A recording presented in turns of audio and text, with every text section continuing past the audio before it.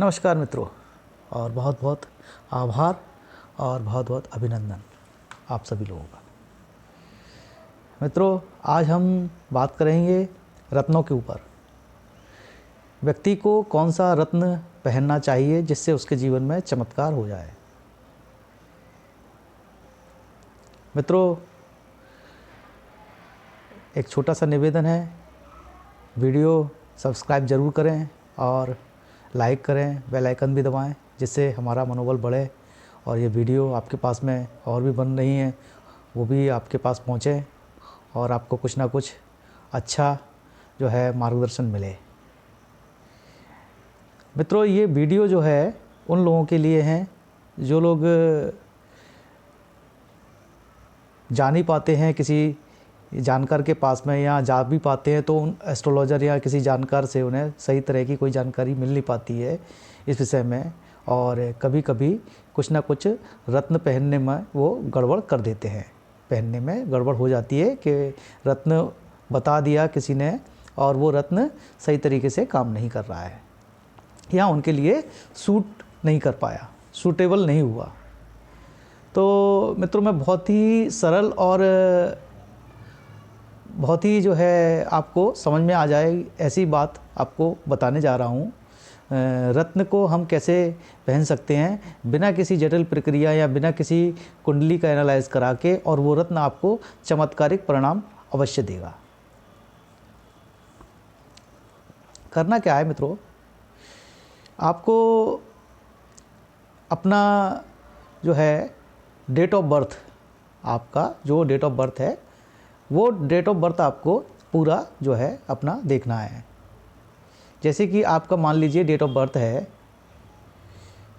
8/11/1983, 5/6/1984 या 7/10/2003।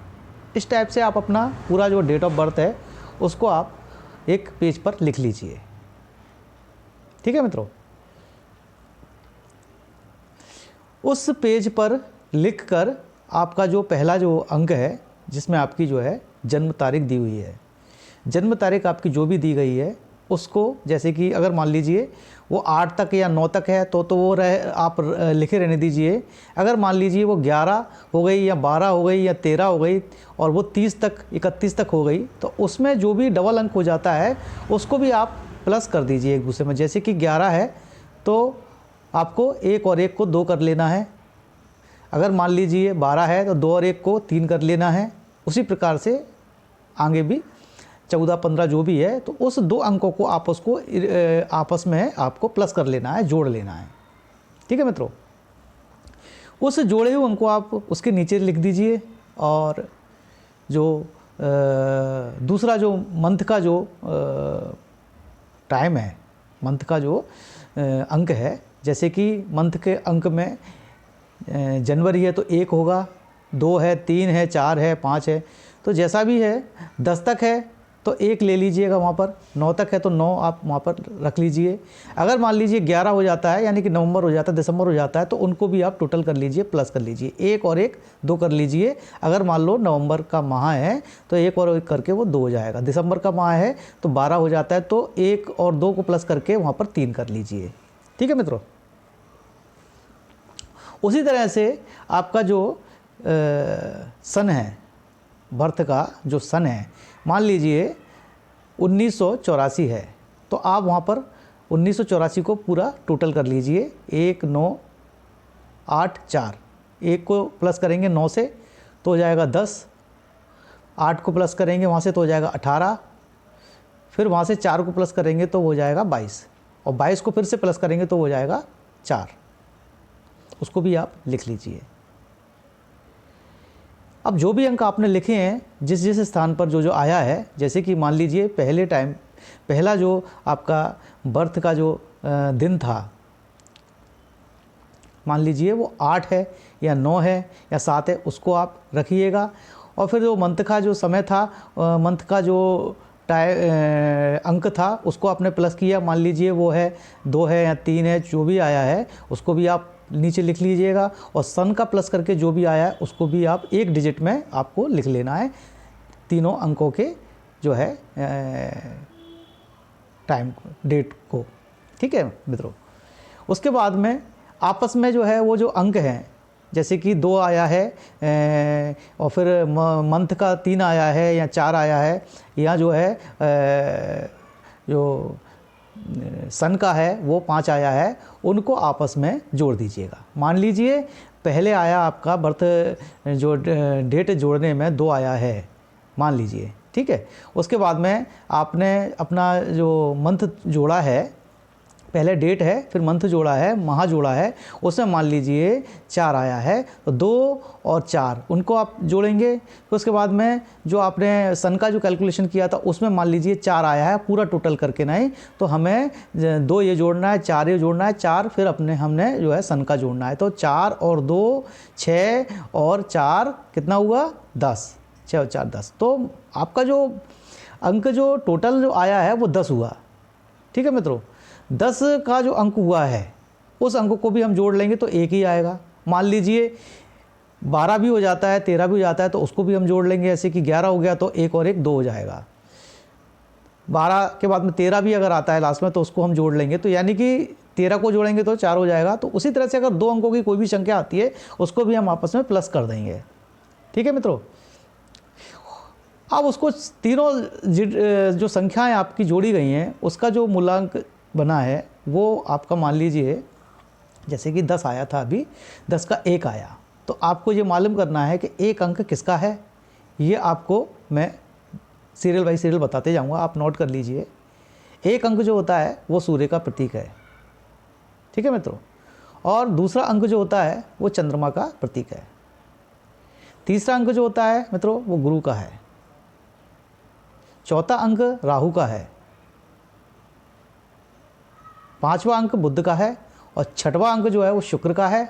7वां अंक केतु का है, और 8वां शनि का है। 9वां मंगल है। ठीक है मित्रों। अब यहाँ पर जो भी अंक आपका आया है आप उसको मान लीजिए वो ही आपका जो अंक है वो भाग्य का अंक है, और वो ही अंक से रिलेटेड जो भी ग्रह होगा, जो भी रिलेटेड, जैसे मैंने अभी बताया है, जैसे कि एक अंक आया है वो आपका सूर्य का है। ठीक है मित्रों। तो वो सूर्य का जो अंक, सूर्य का जो आया है अंक, तो वही आपका जो है जीवन में सबसे ज़्यादा आपके लिए भाग्योदय होगा, कारक ग्रह होगा, और वहीं आपको सफलता दिलाने में मदद करेगा। और उसको आपको अपने वो जीवन भर सपोर्ट करना है। उस ग्रह का आपको बल बढ़ाना है हमेशा। जब आप उस ग्रह का बल बढ़ाएंगे तभी आपका जो है जीवन में तरक्की और सफलता, और जो है आपके जीवन में वैभव और नाना प्रकार की जो आपकी मनोकामनाएं वो पूरी होंगी। ठीक है मित्रों। अब मैं बताता हूँ, जैसे कि सूर्य के लिए आपका जो है आया है अंक, एक अंक आया है सूर्य का, तो सूर्य का अंक का जो, सूर्य का जो रत्न है मित्रों वो है माणिक। नोट कर लीजिए आप, माणिक है। सूर्य का जो रत्न है वो माणिक है। और चंद्र 2 आया है, उसका रत्न है मोती। मोती वाइट ओपल, वो सॉरी ओपल नहीं, मोती सफ़ेद, पर्ल। ठीक है मित्रों। 3 आया है, 3 यानी कि गुरु। गुरु का जो रत्न है वो है पुखराज। चौथा है राहु, राहु का रत्न है गोमेद। 5वां जो अंक आया है उसका ग्रह है बुध, तो बुध का जो रत्न है वो है पन्ना। 6 आया है शुक्र का, उसका रत्न है डायमंड है, ओपल है और जर्किन है। व्यक्ति अपने हिसाब से उसको सुनिश्चित कर सकता है कि उसको क्या पहनना है, क्योंकि अपने जो है पॉकेट के हिसाब से वो चूज़ कर सकता है, क्योंकि डायमंड बहुत महंगा है, ओपल उससे सस्ता है और जर्कन उससे भी सस्ता है। तो आप जो भी रत्न पहने वो अपने हिसाब से आप तय कर सकते हैं। लेकिन अगर आप डायमंड पहनेंगे तो वो छोटा डायमंड ले पाएंगे, इससे अच्छा आप ओपल पहने, क्योंकि डायमंड बहुत कॉस्टली हो जाता है। आप ओपल साधारणतः पहन सकते हैं। अब ओपल पहनने के लिए आपको क्या है कि 7.25 रत्ती के समथिंग आपको या उससे ज़्यादा का आपको ओपल पहन सकते हैं। और जर्किन में ये है कि जर्किन आपको कम से कम 15 या 16 जो है रत्ती के समथिंग जो है वो आपको जर्किन पहनना पड़ेगा, तब वो सही तरह से अपना काम कर पाएगा। अब आगे चलते हैं। उसके बाद में आता है 7वां अंक, जो कि केतु का प्रतीक है।